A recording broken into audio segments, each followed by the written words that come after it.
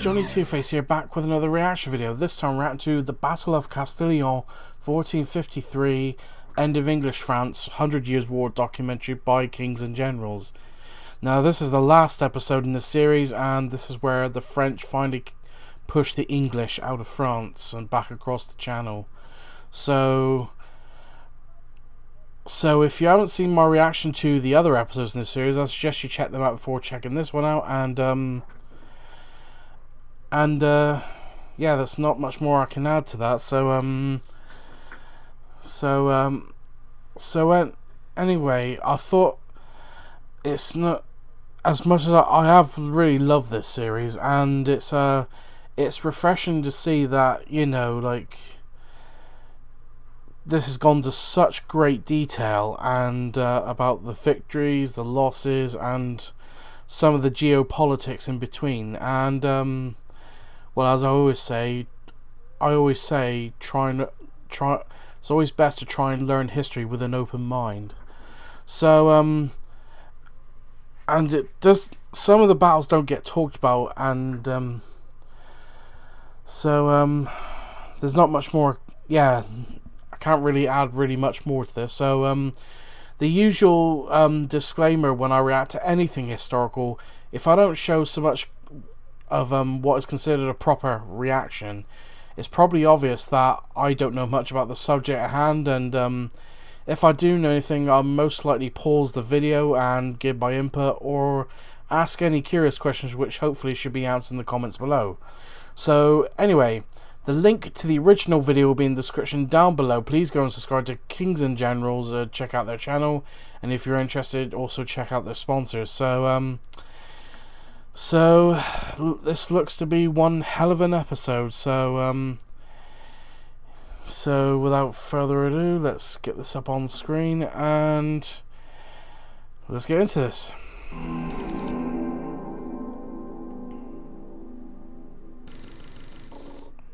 In our previous episode on the 100 Years' War, we covered the Battle of Formigny in 1451 and the subsequent fall of English-controlled Normandy to Charles VII.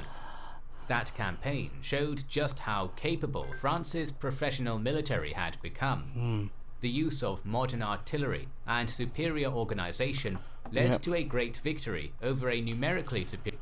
You can say that about any nation, really. All you need is the right individuals to point their forces in the right direction, and they can achieve, you know, incredible feats. Because if you remember from the previous two episodes, Joan of Arc, before her execution or murder, or whatever way you want to put it, well, basically she was one of the biggest inspirations for the French forces to unify under a single purpose. And just like I know this is gonna sound, I know I'm probably gonna get some hate because I'm an Englishman anyway, so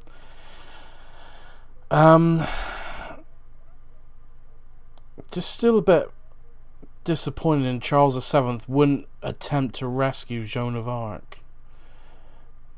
But mind you, as I said, that criticism was probably quite unfair due to his advisors. If I remember rightly, his advisors were known to be jealous of Joan, and they probably like poisoned the king's mind to conspire to bring down Joan, because she was becoming more popular than the king himself. And I very much doubt with his advisor's words in his ear, probably didn't want to be less popular than what started off as a peasant girl to the Maid of Orleans. And the biggest inspiration, even though she was an inspiration, she didn't, like, you know, win the war for France, because eventually the French learned new tactics, evolved their strategies, and, as he said, you know, introduced new new gunpowder artillery helped shape the war in France's favour. And yeah, there's not much more I can say, so let's just get on. I've rambled on for long enough. Let's get back into this. Superior English force, a far cry from the days of Crécy and Agincourt. Yeah. There were only two areas. Bearing in mind, I know, like, people say, oh, like, English only know about their own victories. I mean, that's mostly not true, because, like, I admit, some of them don't get mentioned, like Crécy and Agincourt really is a bit too glamorized in England. Like, you know, like, it wasn't real. I mean, yeah, it was a victory for the English, but it wasn't like a grand victory. Like, so it was an upset, really, because it was just like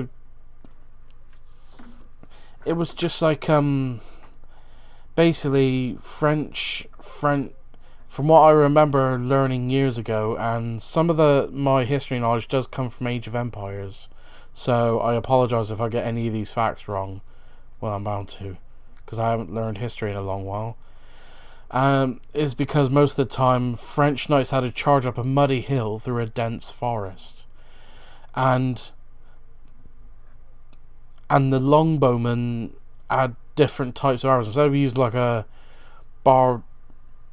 of using the more triangular shaped arrowheads, they had like more like a sort of like a hexagonal leaf design, which if you hit enough times in the same spot, you can punch through armor, but that rarely happened. So, as I said, it was more luck, and it was just an upset at Agincourt. It wasn't really like some sort of grand spectacle of a victory. That was mostly propaganda. Anyway, sorry, I'm rambling on too long. Areas of France now under Lancastrian control, Calais and Gascony, but the latter, in Plantagenet control for 300 years, was firmly in the French king's sights. So let us finally conclude the 100 Years' War, tie a bow around the medieval age, and finish our series with the Battle of Castillon in 1453. Before we go any further, allow us to recommend a full-length documentary called The Real Joan of Arc from the sponsors of today's video and one of our most loyal partners, Magellan TV. French reporter Martin Messanier goes into the biography of Joan of Arc, who played such a crucial role in the 100 Years' War, and watch hundreds of history documentaries. Feel free to check out their anywhere. sponsor if you're interested. The Duke of Somerset's complete loss of northern France in such a blitzkrieg-like manner sent yet another political shockwave throughout England and pushed the kingdom closer to civil war. The Duke was briefly imprisoned in the Tower, and this internal strife only distracted the government from dealing with new problems on the continent. France was able to turn its efforts fully south towards Gascony with the victory. Back in 1449, local forces subordinate to Charles had already captured Cognac, Saint-Magron, and Moulins. Meanwhile, the Count of Foix, a powerful magnate in the south of France, allied with the ascendant king in the same year and put his considerable military force to good use, capturing Guiche and 15 other castles. Despite this preliminary success, Gascony in its entirety would probably be far more difficult to capture and hold than Normandy. It had been a fief of the kings of England for over 3 centuries, compared to Normandy's 30 years, and most of the area's nobility and population still remained loyal to their longtime rulers. There were many reasons for this, but trade was a primary factor. Between 1445 and 1449, for example, wine exports to England reached never-before-seen heights. Gascon merchants and lords were making vast profits from their overlords and weren't keen to see the status quo change. Only 2 months after the fall of Cherbourg in October 1450, French forces opened the attack on Gascony by putting Jonzac under siege. The castle fell in short order, and the army marched south, clashing with a small Anglo-Gascon force outside Bordeaux and crushing it before withdrawing to Angoulême for the winter. Campaigning began again in spring 1451, and the French army quickly captured Montguyon after a short siege. From that point, just like in the fall of Normandy, Gascon castles fell very quickly.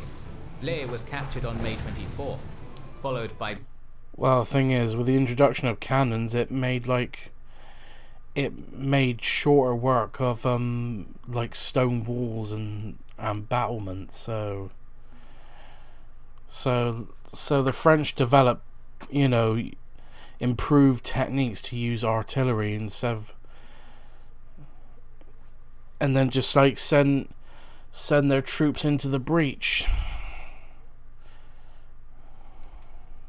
Bourg, Saint-Emilion, and Castillon in the 5 days after that.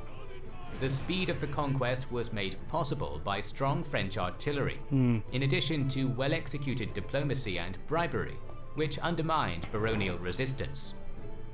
A decisive instance of the latter occurred on June 23rd, when the central city of Bordeaux surrendered without a fight, as its mayor received a generous pension from the French king as a reward.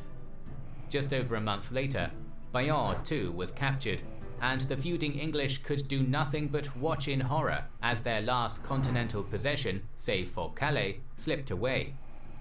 Unfortunately for the French, they hadn't learned from the Black Prince's mistake after the Treaty of Bretigny and started levying heavy taxation on the newly acquired Gascon territory in order to pay for its defense.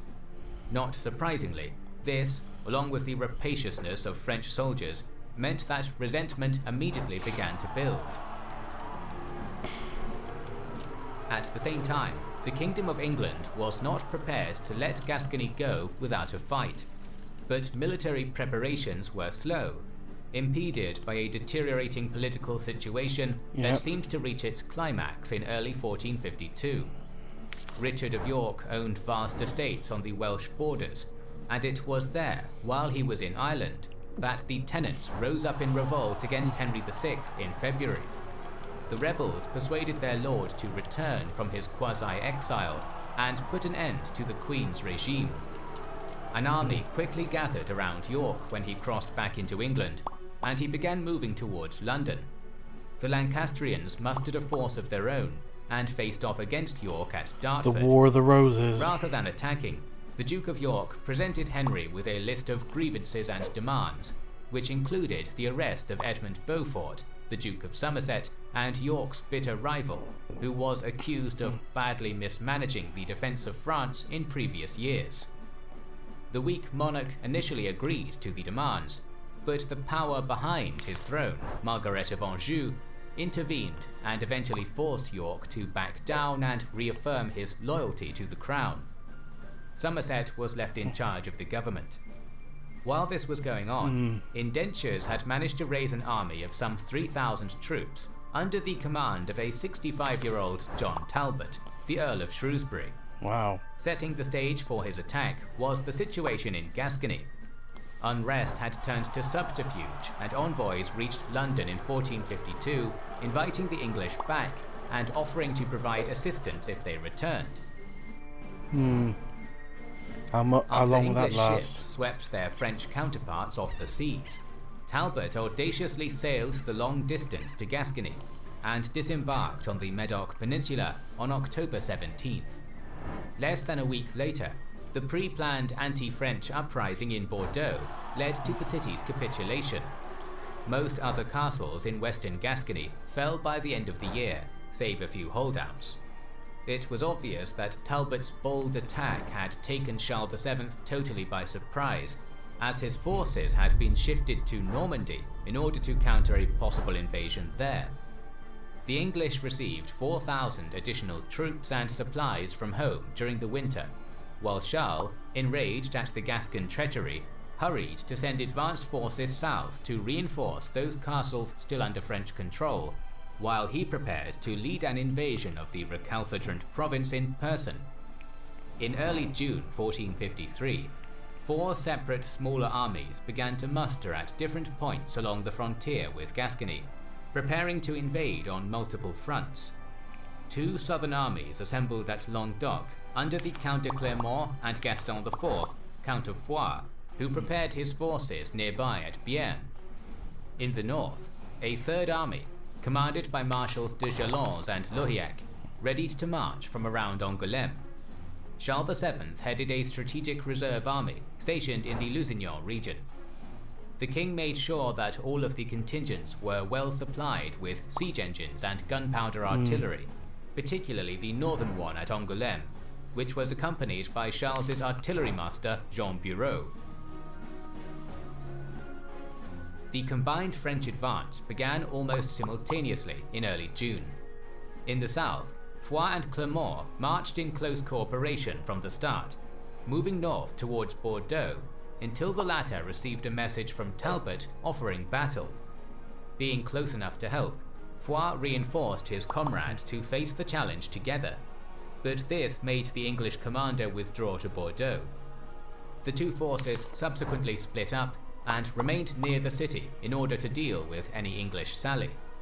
The northern army, meanwhile, began a methodical thrust through the Dordogne Valley, approaching the city of Castillon from the east in mid-July 1453.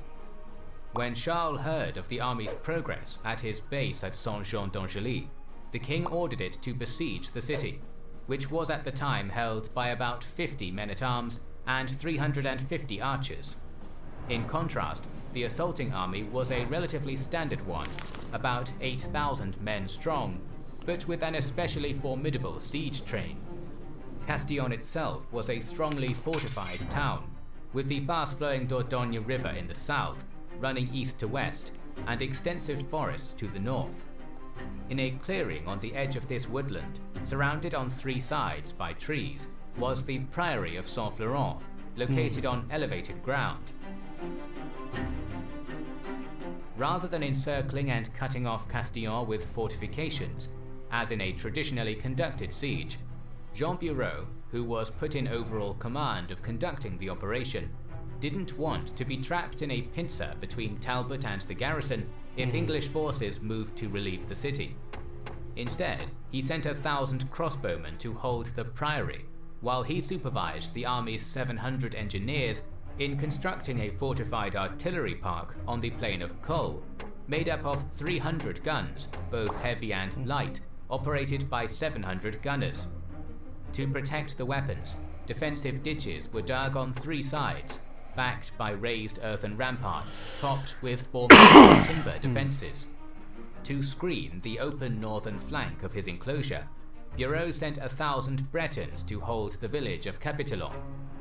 In Bordeaux, Talbot received an urgent letter from the English garrison in Castillon, which led to immense pressure from the Gascon city leaders to go out and relieve it. Possibly before he was ready, Talbot marched out with 6,000 English infantry, 2,000 Gascons, and 1,000 mounted archers and men-at-arms to do just that. After bypassing a few of their own... Okay, I didn't expect, I wasn't expecting to say horse archers, because I expect them mostly to be used by like Arab nations or Asians, like Mongols and that. I didn't know, as part of my lack of knowledge, I didn't know the English had horse archers. Towns, and marching through quiet, forested paths in the hills of Orable to maintain surprise, the aging Talbot's Anglo-Gascon vanguard of 1,300 mounted troops assembled near the priory at dawn on July 17, 1453. When formed up, they burst out from the forest and attacked the priory from an unexpected direction, killing 120 of the French missile troops and capturing it after a brief but fierce fight. The remainder were harried in their retreat by the English cavalry until some of their own horse came in support. With that, Talbot's forces were pushed back, but managed to get valuable information about Bureau's artillery enclosure, which was reported to the commander, whose main force had just reached the priory. its morale high from the vanguard's initial easy victory. Talbot initially decided not to follow up his attack immediately, believing that his troops needed to rest after the long march and initial skirmish. However, at the artillery park, Bureau was preparing for a fight by dismounting all of his horsemen and sending the horses away with their grooms. The movement of such a vast amount of horses kicked up a cloud of dust, which was spotted by the English scouts and misinterpreted as a French retreat. When they reported back to Talbot that the enemy army was getting away, the commander reversed his judgment and decided to resume the assault, against the advice of a capable subordinate, Sir Thomas Everingham. It is said that the Earl swore to his personal chaplain that he would not hear the Christian Mass until he had defeated the French army. With promises of loot at the enemy camp given, Talbot led his arrayed army along the northern bank of the Dordogne towards Bureau's fortification, speeding ahead with his mounted advanced units, while the main body of infantry followed up in the rear. Their approach was spotted by French outriders, who reported the incoming force to Bureau, while they were also followed by some supply ships in the river. As the English vanguard turned 90 degrees left to face the artillery park, Bureau was in the process of concentrating his 300 small cannons, mainly culverins and rebaldekins, on the southern rampart, facing Talbot's vanguard. The latter ordered his troops to dismount and fight on foot, but the completely unarmored English commander, who was unprotected because of his oath to never bear arms against Charles VII ever again, remained in the saddle. Once again, Everingham advised caution against attacking such a well-prepared position, instead suggesting that it be starved out. Talbot refused and overruled him, fearing that any hesitation might harm his reputation. Seeing that Bureau hadn't yet finished moving all the cannons, Talbot ordered Everingham to lead the first charge. With a cry of St. George, he led the first attack, advancing across the field and assaulting the ramparts. At such close range, the French light artillery inflicted heavy casualties on Everingham's men, supposedly killing 6 men with a single shot. The leader himself managed to get to the top of the wall, but was shot and killed by one of the French culverins. Despite the losses, fighting on the artillery park's southern edge went on. The main body of several thousand Anglo-Gascon infantry was now coming up, whose commander, Lord Kendall, was ordered against the enclosure's right flank. Because the troops were coming in unit by unit, the attack commenced piecemeal, with contingents being fed into the fight as they arrived. Now reinforced by the infantry, Talbot's vanguard troops received a morale boost and attacked with renewed ferocity, inflicting casualties of their own, but suffering badly from the French culverin fire. Though Talbot's numbers were larger than Bureau's, the latter's strong fortification stalled the English attacks. After an hour of grinding and inconclusive combat on the ramparts, however, French forces were thinning, and those who remained tiring. But at that moment, the 1,000 Bretons marched onto the battlefield from the northern hills, having received a message from Bureau earlier in the day. While their footmen streamed into the fortified artillery park and reinforced the beleaguered defenders, the Breton cavalry swept around the eastern trenches and crashed into Talbot's exposed right wing. Wreathed in smoke and noise given off by the French gunpowder weapons, the English were taken totally by surprise. The aged Earl turned to meet the assault, but was wounded in the arm by a projectile. That wasn't the end of it. Seeing the English struck in the flank, French forces inside the fortification launched a counterattack from the front, some of them even remounting to do so. What happened next is unclear and varies in the sources, but it seems like Talbot's lines began to break, routing towards the Dordogne. While this happened, the commander himself rallied a small contingent alongside his son and acted as a rearguard so his army could get away. However, a cannon shot the Earl's horse out from under him and trapped its rider under it. A family legend claims that while trapped, Talbot urged his son to flee, stating, "Leave me, the day belongs to the enemy. There is no disgrace in flight. This is your first battle." In what was perhaps the last gasp of chivalry the medieval age had to offer, the son refused and was killed alongside his father, who died from an axe to the skull. When the English banner fell, the army lost heart and totally collapsed. Some soldiers drowned attempting to cross the Dordogne at Rezon Ford. Others were run down by the victorious Breton horsemen, while about 1,000 found refuge in Castillon itself. The Anglo-Gascon casualties are uncertain, ranging from a low of 500 to a high of 4,000, while French losses were quite light in comparison.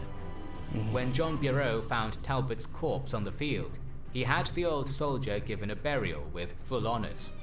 Similarly, when his banner and collar of office were given to Charles VII, the king remarked, "God have mercy on a good knight." Talbot had never broken his oath. Castillon was taken on July 20th, and the French king even rode with his army to quell a small internal squabble. That strife was nothing compared to Gascony's, which, despite stubborn resistance, was falling one castle at a time. Yeah, it was bound to. Bordeaux was put under siege, and 10 weeks later, after being strangled and battered from both land and sea, finally fell to Charles VII. On October 19th, 1453, French banners were raised above the city, and the English in Gascony were forced to leave. No treaty was immediately signed, and few people at the time would have known it, but the 100 Years' War had come to an end at Castillon and Bordeaux. After more than a century of struggle, France's Valois kings had emerged victorious against often immensely unfavourable odds, and in the face of some appalling defeats. The impact of the victory was profound, with some historians even suggesting that the monarchy's hard-won prestige set the French kingdom on its road to absolute monarchy. In England, the final defeat was to prove catastrophic. In late 1453, King Henry VI fell to catatonic schizophrenia and became unable to rule. 2 years later, his weakness as a king played a part in the outbreak of the Wars of the Roses. You can watch our video on the Wars of the Roses via the link in the description or by clicking the card in the top right corner. More videos on the histories of France and England are on the way, so make sure you are subscribed and have pressed the bell button to see the next video in the series. Please consider liking, commenting and sharing, it helps immensely. Our videos would be impossible without our kind patrons and YouTube channel members, whose ranks you can join via the links in the description to know our schedule. And that'll do it. This has been another interesting episode. Great series by Kings and Generals, and yeah, so there was not much I could add more to that, like where the series started off with English victories and then the French turned it around eventually. Well, small part of it was due to Joan of Arc inspiring the French to unify, and